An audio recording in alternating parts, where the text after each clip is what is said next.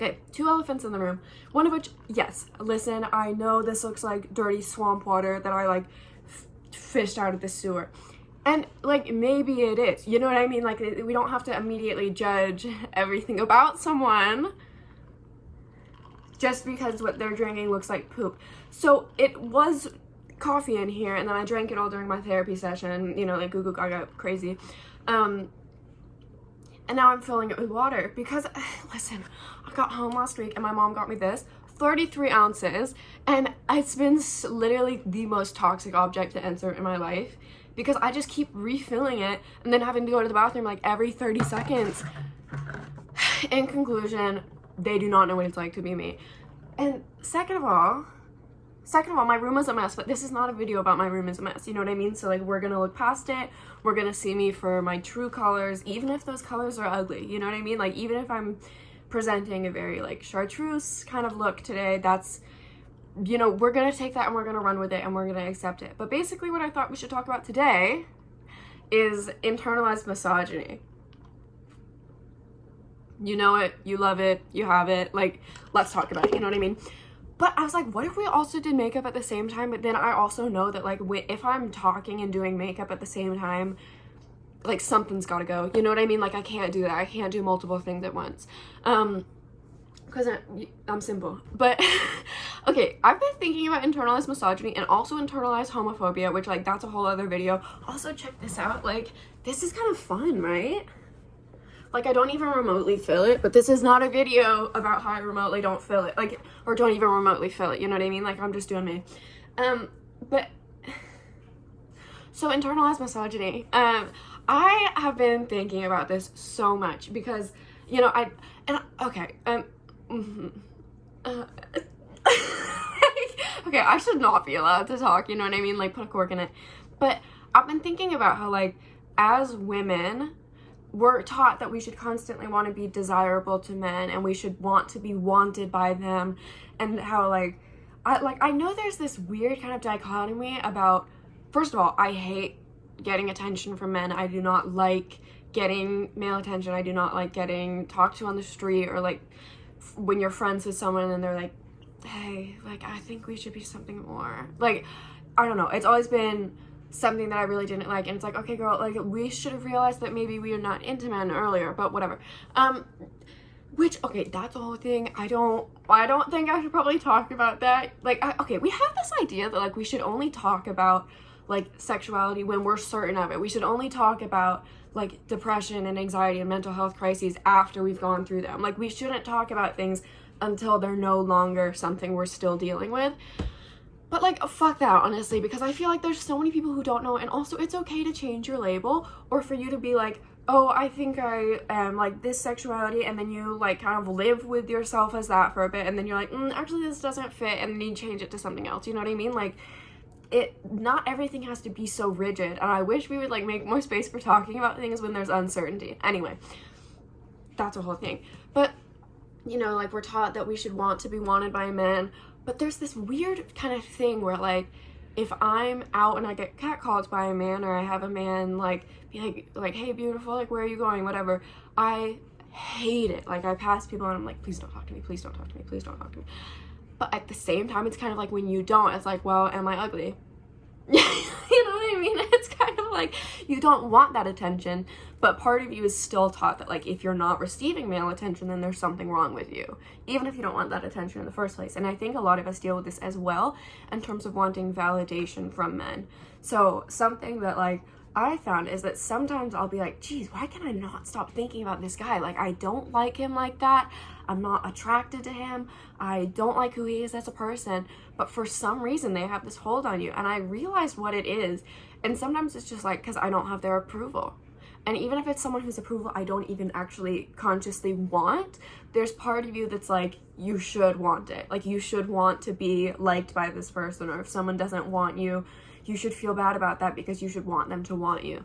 And I think a lot of people, a lot of queer women get confused about, like, do I want a man or do I want to be wanted by a man? You know what I mean? Like, is this actual desire, or is this something I've been conditioned to believe that I should want, and therefore I feel bad about myself when I don't get it?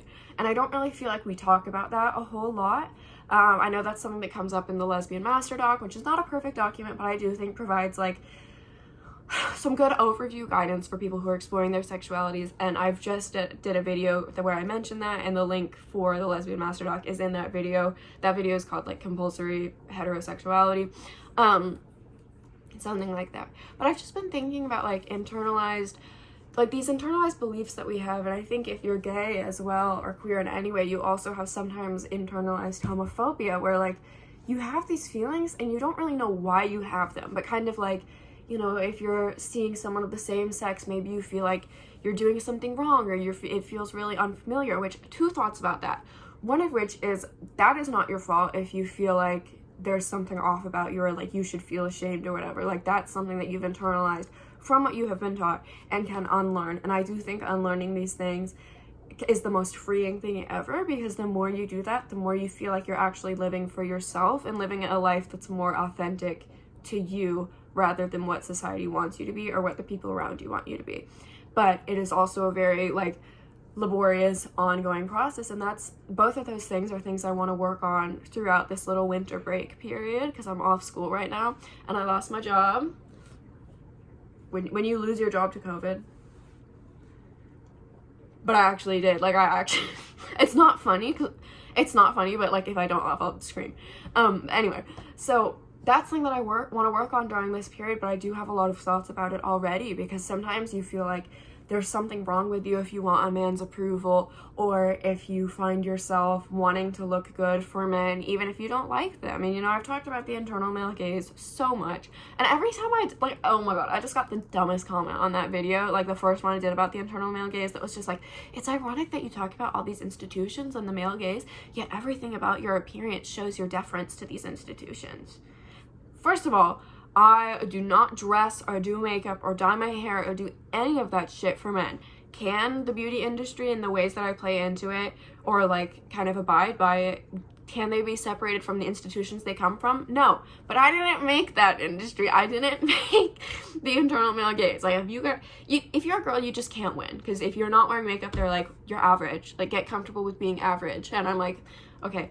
But if you do wear makeup, they're like, oh, so you're just like a pawn in the system. I was like, girl, I didn't make the internal male gaze. If you guys have such an issue with it, then you guys fix it. Like, you did this. You know what I mean? Like, whatever. But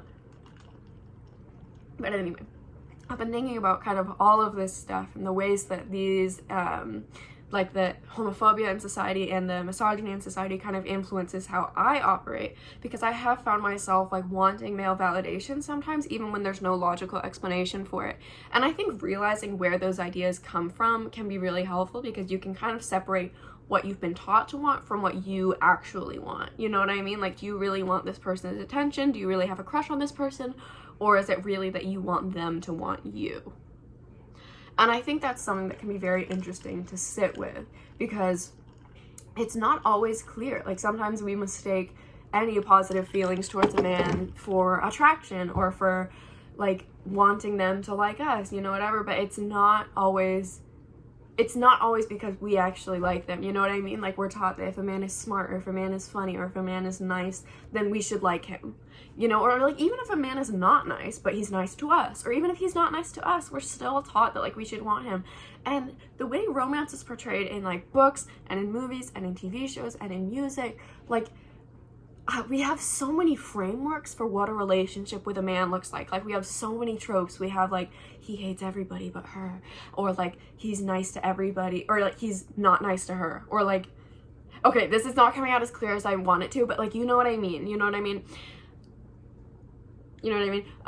But like, we have that trope. We have the one like enemies to lovers. We have like friends to lovers. We have like, oh, unrequited love, like he likes her so much and he's the nerd, but she's like the cheerleader. Like, he's the jock and she's the nerd. And like, we have so many different dynamics that we're presented with about relationships with men and women, and we don't get that in same-sex relationships. Like, there are so few representations of same-sex relationships, and also so few that we grew up seeing, that like our notions about what romance should or should not look like are so murky. And I think that can make it hard when you're queer to not feel like you have no idea what you're doing when you're in same-sex relationships, you know what I mean? Like, I'm seeing a girl right now, and I found myself being like, wait, like, every time I've been with a guy, like, he's the one who initiates this stuff, so I'm like, am I supposed to initiate this stuff? Like, you know, should I be the one who's like, we should kiss? Like, you know, because so often guys just take that initiative, and we're taught that, like, that's how it should be, you know what I mean? Like, a guy's like, I want to do something, and you're like, okay,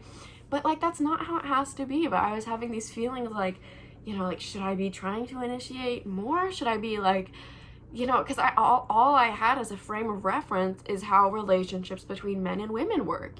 And so I think when you're not doing that anymore, and when you're consciously, like, breaking from that norm, there can be a lot of stuff that you're still figuring out, and kind of, like, what role you're supposed to play, because we're taught that, like, men should initiate physical stuff, women should initiate emotional stuff, you know what I mean? Like, there's all these ideas about how it should be, but when you're a girl with a girl and you both have, like, the same emotional capacity and also some shared life experience that just gives you an automatic deeper understanding of one another in a way that a straight man does not have with a straight woman, or with, like, a, like, queer woman, like, you know, like, anyway, so I just think that, like, those feelings of not knowing what you're doing in relationships, or when you're, like, feeling like you need male validation even though you don't want it, are so normal.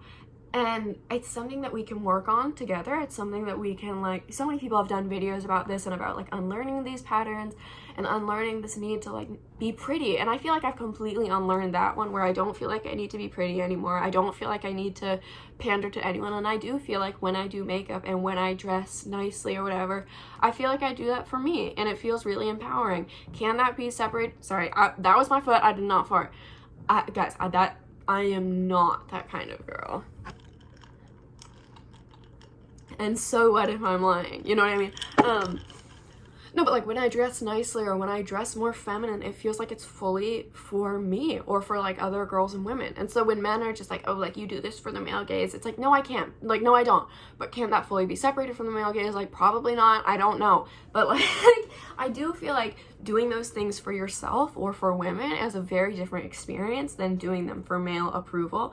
And I also want you to know that, like, if you still have those feelings of wanting to be liked by men, wanting men to think you're funny, wanting men to think you're, like, cool or pretty or whatever, like, you're fully not alone. And I think whether we talk about it or not, a lot of us still deal with that. And, like, we never really bring that to light, but it is such a real thing. And I just feel like I've come so far in my journey with the internal male gaze and all that stuff, where I don't feel like I need to have this performance anymore. But even so, like, I have that feeling sometimes where I'm like, why doesn't he like me?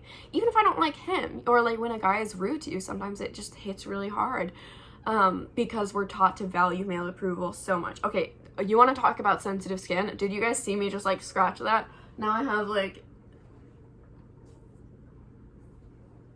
you know, but yeah, so I just kind of wanted to talk about that a little bit. And I know I didn't address internalized homophobia a ton, but I also want to point out that, like, if you are not queer in any way, you do not have internalized homophobia.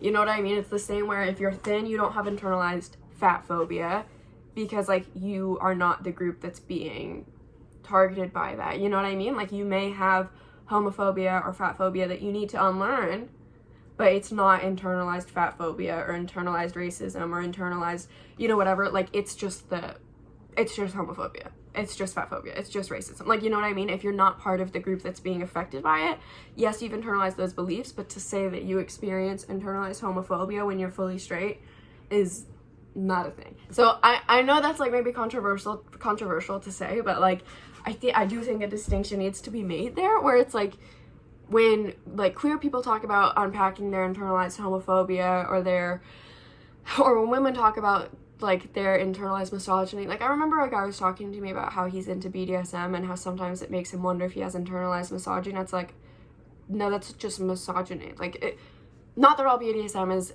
misogyny, but you know what I mean? Like, when you're not part of the group that's being affected by that issue, it's not the same kind of unlearning. Like, it is a different process because you are unlearning it from the perspective of the oppressor rather than the oppressed. So it's fundamentally not the same thing. You should still work through it. You should still do that, but to be like, yeah, we're all on our journey of, like, unlearning this, like, internal, it's like, it's different unlearning. It's different. Anyway, so I just wanted to talk a little bit about that. I know this is a ramble, but I know some of you like a ramble, so like, let's get rambling, you know what I mean? But yeah, so I guess that's this video. You're not alone if you feel any of these things, and I think we're all trying to like unlearn them as we go, and it's a very natural part of like growing up in our society that normalizes misogyny, that normalizes homophobia, or at the very least doesn't give us options or like any idea of what a world would look like without those things, you know what I mean? And we have so few queer relationships to look up to, so sometimes, like, I don't know, I think your first same-sex relationship, regardless of age, can feel a little bit like a middle school relationship where you're like, I don't know what I'm supposed to do. Like, am I supposed to hold her hand? Am I supposed to like do all these things? Because you don't really know what is expected of you, because we don't know what that looks like, you know what I mean? Like, we don't have much of a framework around it. But at this point, I'm talking in circles, so I'm gonna cut myself off. But anyway, hope you enjoyed this video. Thank you for watching it. If you have any thoughts, you can drop them below, because I love talking about this stuff and connecting with people about it. But yeah, so I hope you enjoyed it. Happy holidays, and thank you for watching.